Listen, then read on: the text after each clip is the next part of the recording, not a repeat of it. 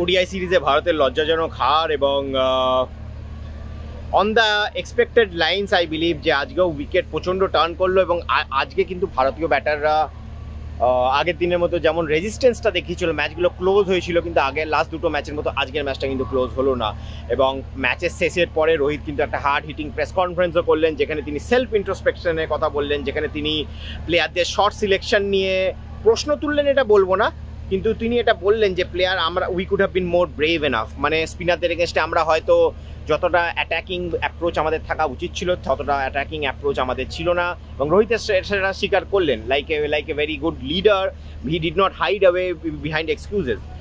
আর আমার মনে হলো যে আজকের পারফরমেন্স দেখে এবং আমার পোস্ট ম্যাচ প্রেজেন্টেশনেও রোহিতকে জিজ্ঞেস করা হয়েছিল যে পজিটিভস কী আছে, কিন্তু রোহিত এই সিরিজ থেকে কোনো পজিটিভের কথা বললেন না। তিনি কিন্তু বললেন যে আমাদের যে এরিয়াতে ভুল করছি সেই এরিয়াতে কিন্তু আমাদেরকে কাজ করতে হবে।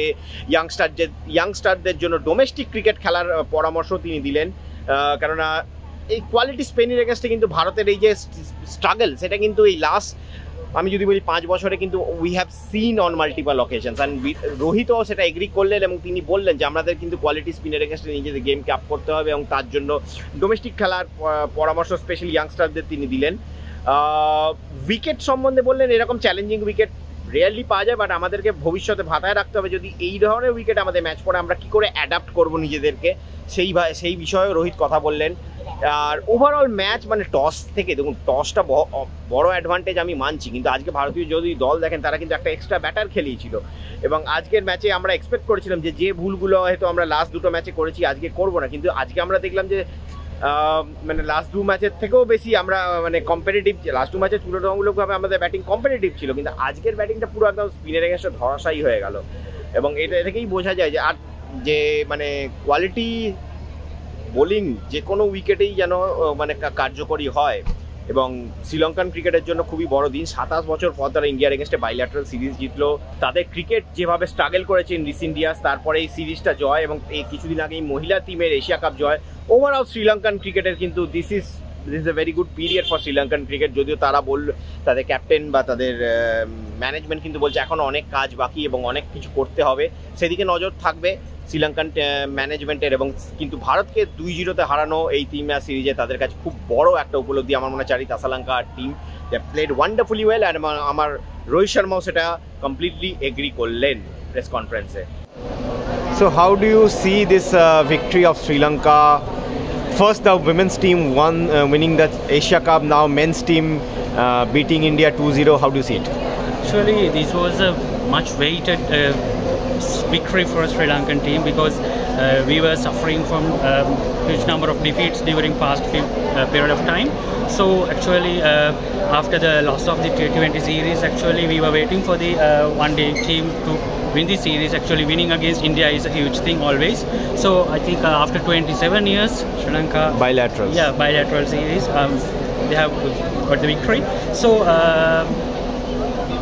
it's an inspiration for all the youngsters who were really suffering from the defeats, and you know they were actually they were stayed away from the cricket last few years actually. So even us also, we were encouraged by the last few victories.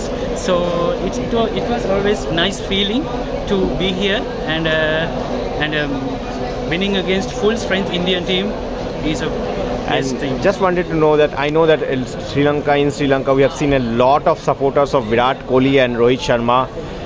They have already retired from T20s.